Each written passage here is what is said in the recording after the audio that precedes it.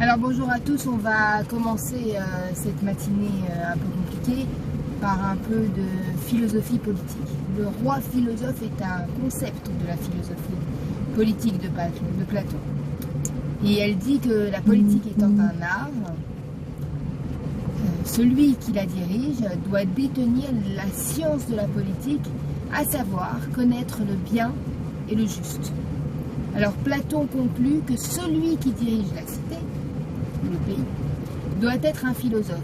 Et lui seul est à même de gouverner. Alors aujourd'hui, Israël a décidé de reprendre les combats. Alors, je ne suis pas dans le cercle des décisionnaires, donc je me contente de partager les actions de nos institutions. Et ces actions n'ont qu'un but, un seul et unique but, rassurer et rappeler à tous que l'État d'Israël a raison et qu'en douter ne fait que reculer l'échéance. Le Hamas n'a jamais eu en tête de libérer les otages. Jamais. Alors on va faire un peu d'historique. Alors Ben Gurion disait que même les choses qui sont évidentes, il faut les rappeler. Alors quelques rappels. Déjà en 2005, pour Tzuk Eitan, nous avions arrêté les combats. En effet, l'opération bordure protectrice, qui en hébreu se dit Mifsa Tzuk Eitan, avait été lancée contre le Hamas, toujours le même, dans le but de rétablir le calme et la sécurité dans le sud du pays. Ce sud du pays qui avait souffert de nombreux tirs de roquettes.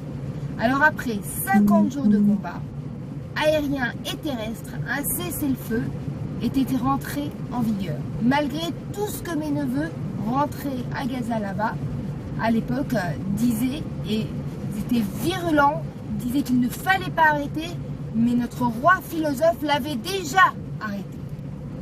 Alors encore un fait historique et quelque chose qu'il faut rappeler, Israël n'a pas débuté la guerre.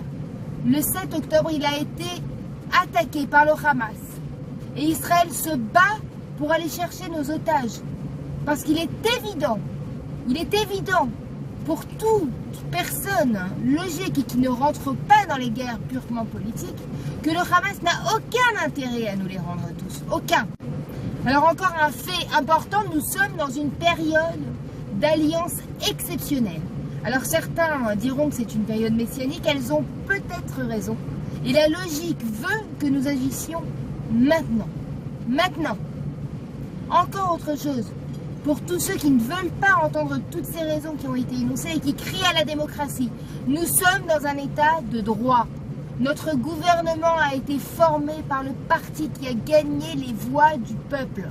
Ce parti, le Likoud, est lui-même un parti démocratique dont le tête de liste a été élu démocratiquement, encore une fois, par ses adhérents.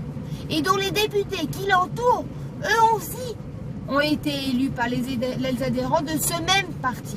Il suffit, laissons agir la démocratie et ne donnons pas le bâton aux antisémites de l'étranger pour nous taper et nous affaiblir. Nous avons été attaqués, nous nous battons et nous vaincrons.